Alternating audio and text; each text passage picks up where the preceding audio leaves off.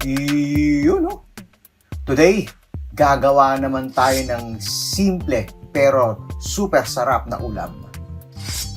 Ito yung shimeji mushroom stir fry. Hey! Perfect ito for healthy eaters at sa mga gustong mag-try ng something new sa kusina. Ang shimeji mushroom ay kilala sa kanilang earthy flavor at tender texture. Kaya siguradong mapapadami ang kain nyo. Ready na ba kayo? Tara, simulan na natin tikman ang goodness ng nature sa bawat tagaan.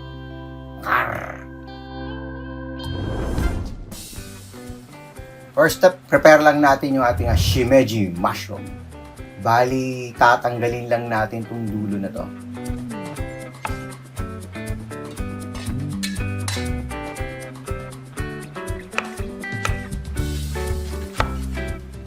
Then, set natin sa medium heat yung kalan.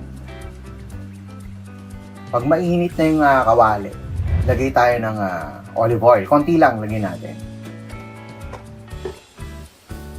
Lagay tayo ng bell pepper. I-seared lang natin to. Bali, saglit lang naman itong i-seared. Yan. Then, set aside na natin.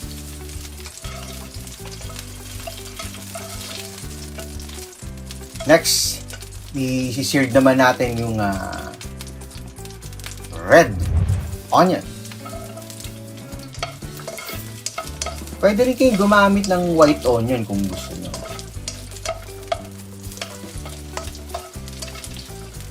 Then, saglit lang din, tapos i-set aside na rin natin.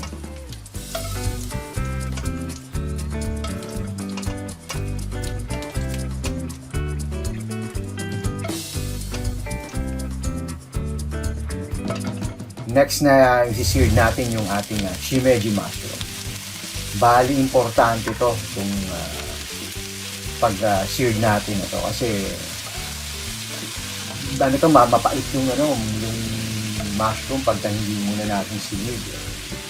So, kaya kailangan i-seared muna natin. Yan o, kumakatas na. So, saglit lang to.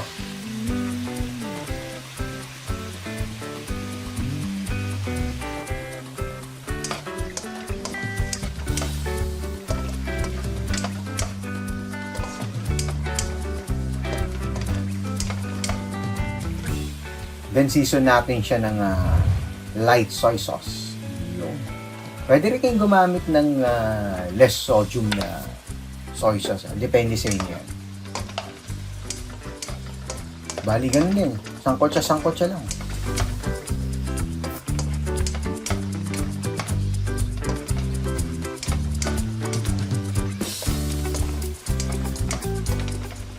Okay na to. Bali, set aside na natin to. Then, yung same na kawali rin, no? Lagyan lang natin ng konting olive oil lang. Bali, maggigisa tayo ng garlic.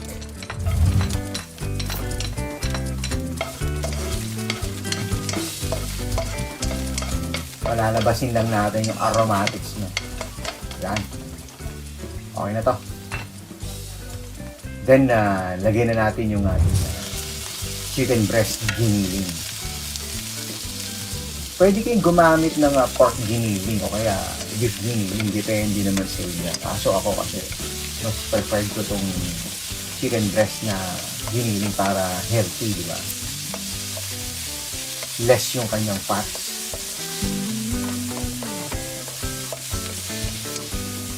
Then, season natin ng salt and ground pepper. Yan, bali sangkot-sangkot siya lang.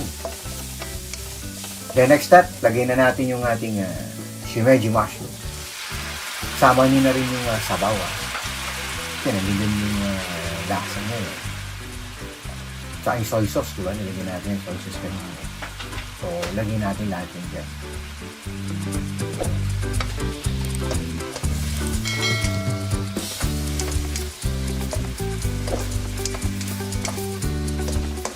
Tapos lagyan natin ng konting chicken stock. Kung wala kayong chicken stock, pwede naman tubig lang ilagay nyo. Kasi naggisa naman kayo ng chicken eh. So may lasa na rin naman yan. Kaso ako kasi meron akong na-prepare na chicken stock. So ginamit ko na. Pero kung wala, okay lang din naman na tubig lang. Tapos lalagyan natin ang pampalapot ng ating sauce. Nagtunaw lang ako ng flour sa tubig. Tapos yan, lagyan natin ng konti. Yan. Depende sa inyo kung gaano kalapot yung gusto nyo. Ito sa akin, okay na yun. Then lagyan na natin yung niluto natin kanina na red onion tsaka bell pepper. Ayan na. Ganun lang kasimple, di ba? Napakadali. Tapos ang sarapan nito. Healthy pa, di ba? Yun. Ang bango.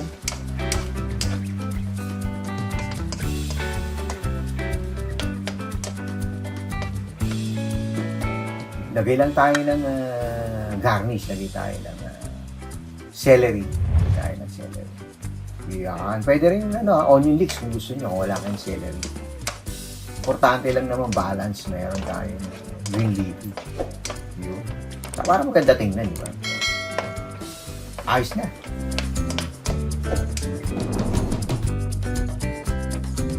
Luto na yung ating shimeji mushroom stir fry. Hey! Yun o! Welcome back sa Lutong Karinyoso! Today, gagawa tayo ng super sarap at comfort food na shimeji shrimp sotanghon. Hey! Perfect to kapag malamig. Pagod ka sa work or gusto mo lang ng something light pero flavorful. Simple lang, mabilis lang. Pero ang sarap. Simulan na natin. Let's start cooking. First step, iset natin sa medium heat yung kalan. Then, lagyan natin ng cooking oil.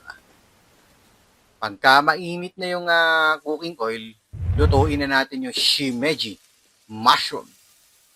Bali itong shimeji mushroom, tinanggal na natin yung ugat. Pinutol na natin yan.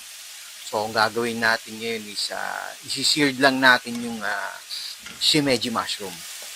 Ang purpose na itong pag-seared na itong shimeji mushroom para matanggal yung pakla. O medyo mapakla kasi ito pag hindi mo sineared eh. So, i-seared natin para mawala yung pakla. Actually, saglit lang naman yan. Saglit lang naman yan i-seared eh. Hindi naman ganun katagalan yan.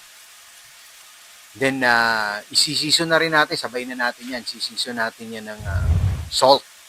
At saka ng, ng ground black pepper.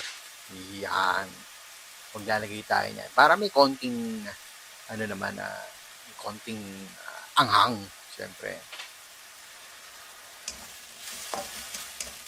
Then, seared lang natin. Halo-halo lang. Sangkot siya. Yan, pagka okay na, i-set aside na natin. Tignan mo, nagtutubig. Diba? Yan, okay. Pagka nagtutubig na, okay na yan. Kumakas. Actually, luto na yan. So, gagawin ngayon natin yan. I-set aside lang natin yan. Tatabi lang natin. Okay? Yun, no? Then, dun sa pinaglutuan, dagdagan lang natin ng konting mantika lang. Maggigisa lang tayo dito. Kaya, maglagay lang tayo ng cooking oil. Then, maggigisa tayo ng... maglagay muna tayo ng 2 tablespoon ng butter. So, para creamy siya, di ba? Then, yan, magigisa na tayo ng garlic. Lagyan na natin yung garlic. Ay, sarap niya. Magandang kombinasyon kasi talaga itong butter tsaka garlic. Halos karamihan ng ganyan. nilalagyan ng butter at ng garlic. Yun na yan, pang palapot din yan pang creamy din yan ng ng sauce mo ng sabaw So ito pag ganito no, ano na siya, luto na yung ating garlic. Huwag nyo na masyadong gawing itosta kasi masusunog yan. So pag ganyan, yung sakto lang yung aromatics na maano nyo naman yan. Lagay nyo na yung shrimp. Yan, bali ako, nilagay ko peeled na yung ating shrimp. Tinanggal na natin yung ulo, tapos binalatan na natin. So, halo-halo lang. Yan, saglit lang to. Makikita mo, magiging orange na yung ating shrimp. Huwag nating i-overcook yung shrimp. Kailangan parang ganyan lang, letter C. Saglit lang yan.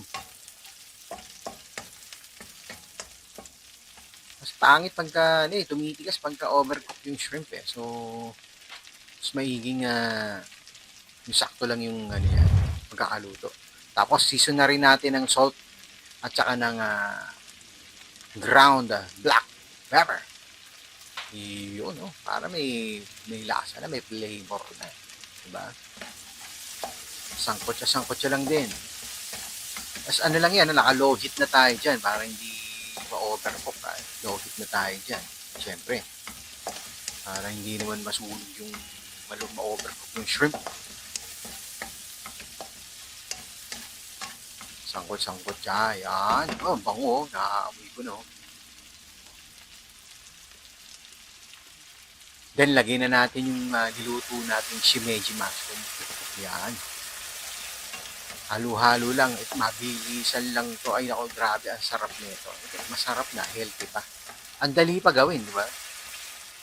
Kakaiba to. At least, di ba? Maiba naman yung pinre-prepare natin na soup.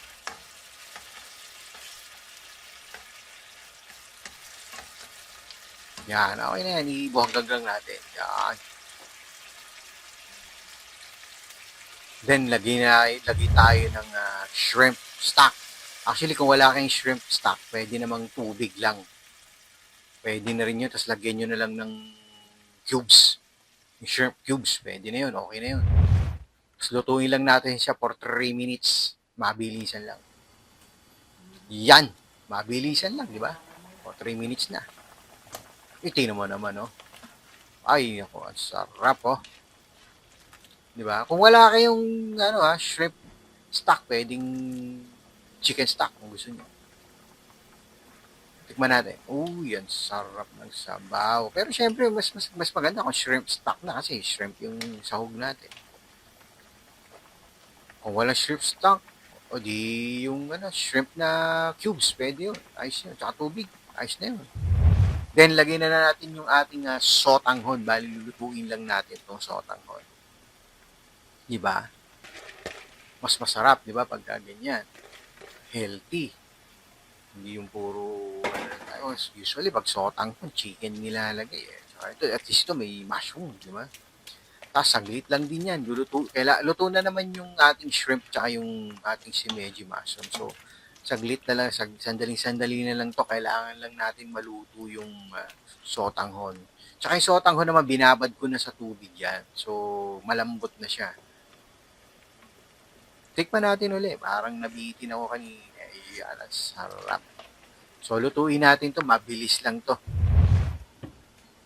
Lutuin natin na for 2 minutes. Yan, 2 minutes na. So, okay na. Panalo. Yun, luto na. Ay, saktong-sakto to sa malamig na panahon. Siyempre, pag nag-uulan, sarap nito. Hihigop ka ng mainit na sabaw. Tapos, may shrimp. Tapos, may mushroom. Ay, panalo. Then, maglalagay tayo ng celery. Yan. Usually, celery yung ginagamit. Madalas akong celery ginagamit. Pero kung wala kayong celery, gusto nyo bok choy or pechay, okay lang din naman. Repolyo, kung gusto nyo repolyo, pwede rin yun. Walang problema doon. Importante lang naman may gulay na kahit papaano, may gulay kang nilalagay. Para balance yung lasa niya. So, ayun na. Patayin na natin yung apoy. Napakadali lang, di ba? Simple, simple na, healthy pa. Tsaka magkano lang to? Mura lang to. Ito, magkano lang naman ang shimeji mushroom. Tsaka shrimp, ilan lang naman yan. So, konting-konti lang yan. Good for 3 persons na to, syempre. Tapos sotanghon, isang pack lang yun. Murang-mura na, di ba? Panalo, di ba?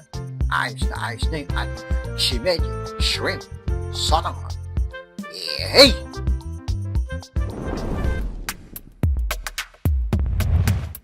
Today, gagawa tayo ng creamy shimeji mushroom.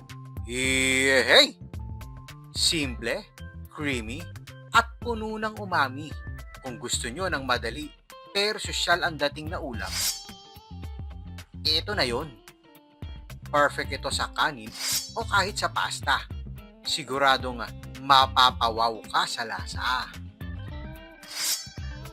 Tara na, simulan na natin ang lutong karinyoso style. Yay!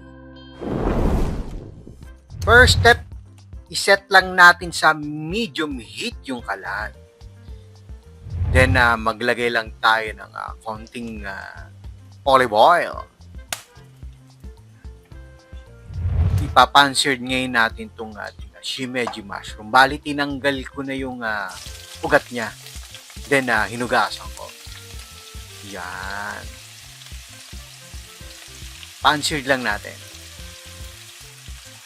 Importante itong pag-panseared na itong ating mushroom kasi para mawala yung pakla. Mapakla kasi kung pag hindi natin pinanseared. So, i-panseared muna natin. Siyempre, di ba? Saglit lang naman yan. Then, season natin ng salt and ground pepper. Yun, no?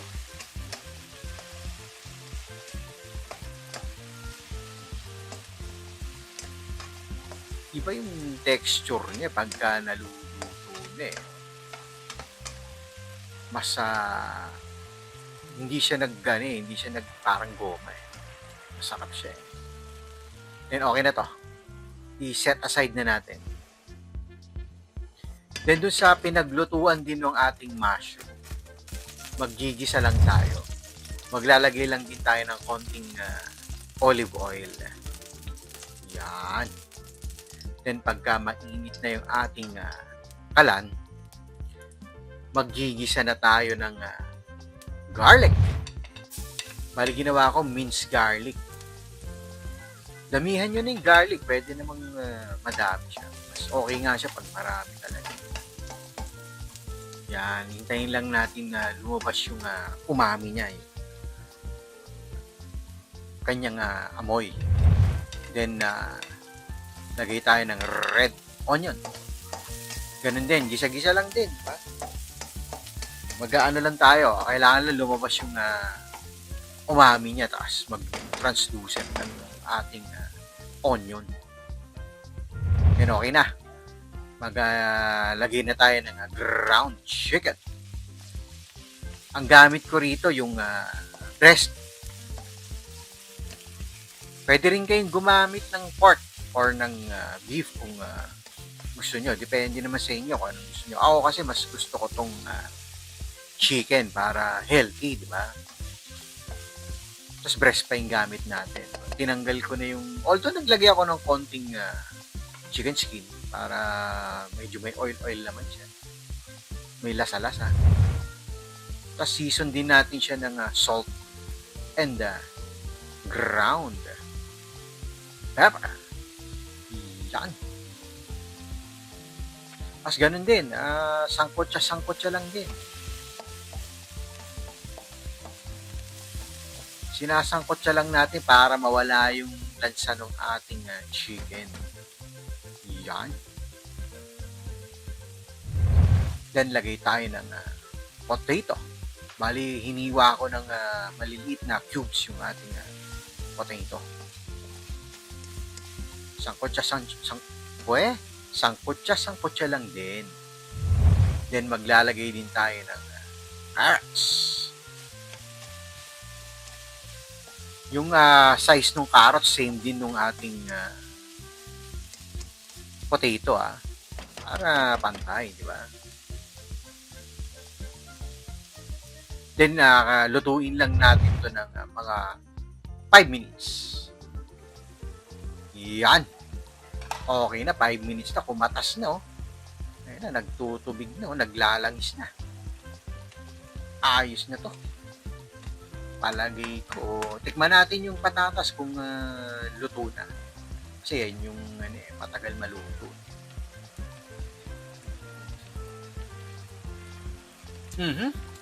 Ayun. Ayos na. Luto na yung ating potato. Pagkaluto ng potato, lagay na ngayon natin yung ating nilutong shimeji mushroom. Yan, sama nyo na pati yung sabaw ng shimeji mushroom. Yan talaga yung kakaibang lasa niyan. May pagka-earthy yung lasa niyan kasi. So, tapos lalagyan pa natin ng cream. All-purpose cream yan. Mas masarap lalo yan. Sangkutsa lang. Then, maglalagay tayo ng all-purpose cream. Yun. Ito yung magdadala dyan. Sarap. May pagka-style. May pagka-style sokas na hindi mo maintindihan. Pero, dahil nga siyempre, naman tayo, nagpa-invento lang tayo ng ating recipe, pero nakakachamba naman. Ito ang sarap nito eh. Sinubukan ko na rin to. Panalo eh. Actually, pwede nyo lagyan ng butter para medyo creamy yung pagkakasos niya. Kung gusto nyo lang naman. Tikman natin. Yun. Ayos na, pero medyo natatabangan lang ako ng konti. Konting-konti lang naman. Kailangan gusto ko medyo alat ng konti. So, i-season natin siya ng salt at saka ng ground pepper.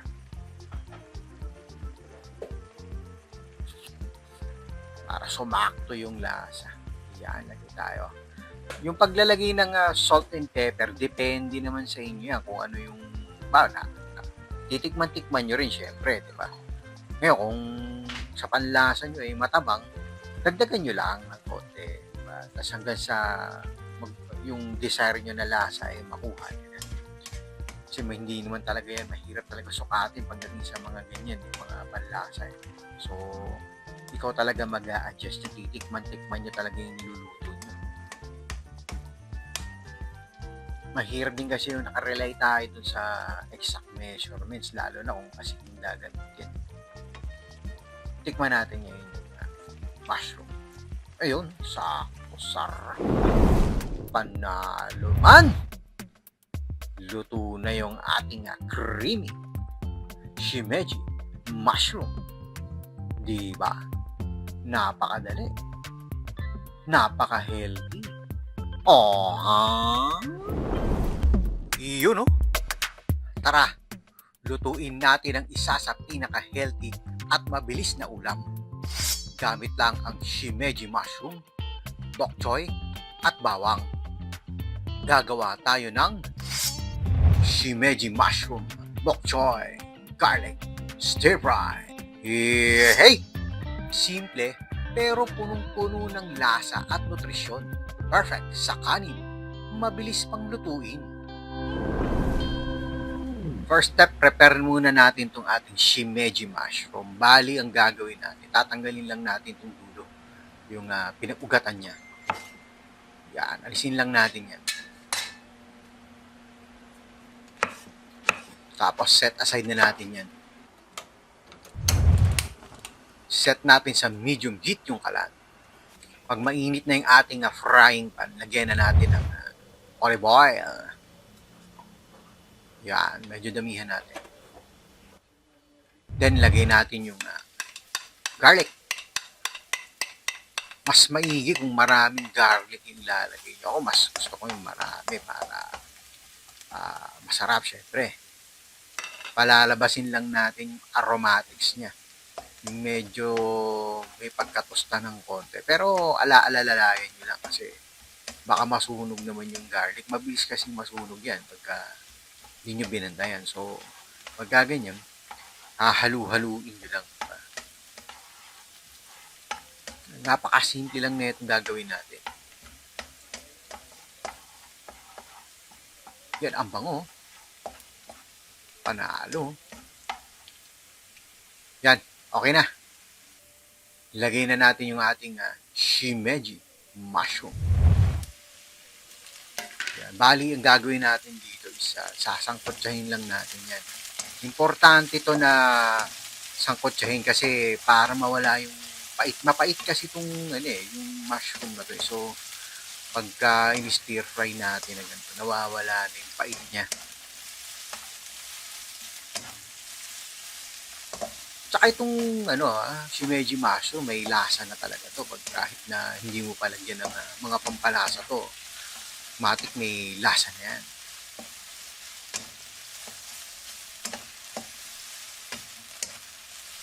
Gusto ko medyo malambot-lambot yung ating shimeji mushroom.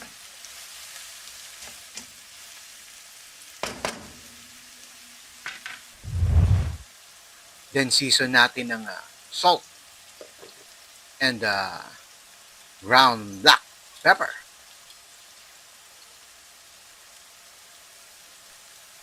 Depende sa inyo kung gaano karami yung pepper na ilalagay. Kung gusto mong maanghang na maanghang, damihan nyo. Ako, sakto na sa akin yung ganito, mga 1 teaspoon, okay na yan. Tapos ganun din, sangkot sa lang. Diba? Napaka-simple lang. And actually, ang dali lang nito. Ilang ricado lang yung kailangan natin.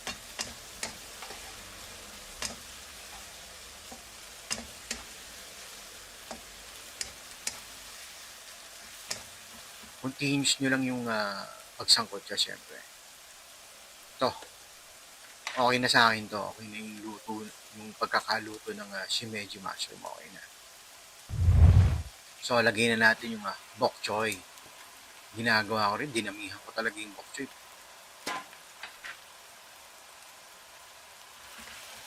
So, actually, pwede ka rin gumamit ng pechay. Kung wala kayong nabiling bok choy, pwede kayong bumili ng pechay. Pechay Baguio, pwede yan. Diba, nilalagyan nga ng onion leeks lang, okay na yun. Celery, pwede rin. Depende sa inyo, malunggay, pwede rin. Kahit anong naman yan, green leafy, pwede naman yan. Actually, kangkong, pwede rin. Kung gusto nyo, kung may gusto nyo mag-experimento, lagyan nyo ng kangkong, okay. Pwede rin yun. Dahon ng sili, pwede rin. Parang tinola style yung dating niya, di ba? Actually, kahit anong green leafy lagay nyo, pwede. Swak dito sa ating shimeji mushroom. Well, okay na, oh. I-season naman natin ang soy sauce. Yun. Nasa na ba yung ating soy sauce? Ito. Yan. Bali, light soy sauce yung ating nilagay. Actually, pwede kayong gumamit ng dark soy sauce. Pwede rin kayong gumamit ng low sodium na soy sauce kung gusto nyo. Wala rin naman problema. Pwede nyo rin lagyan ng oyster sauce kung gusto nyo. Pero kasi para sa akin, okay na ito eh. Para health, hindi masyadong maalat. Ayoko rin kasi masyadong salty yung ating pagkain. As much as possible kasi gusto ko healthy yung ating kakainin. So, good yan para sa mga may nag-iingat sa mga kidneys nila. Yan, okay ito. Good to. Kasi light lang yung ating sodium nito sa mga may high blood. Okay din to. Ayan, okay na. Actually, ito lang eh. Saglit lang eh. Di ba? Tikman natin yung ating bok choy. Iyan, ayos. Gusto ko medyo crunchy pa yung ating bok choy. Ayos na. Di ba? Andali lang, di ba? Konting-konti lang yung ingredients. Ang bilis pa lutuin, di ba? Masarap pa. At bukod sa lahat, healthy pa. Di ba?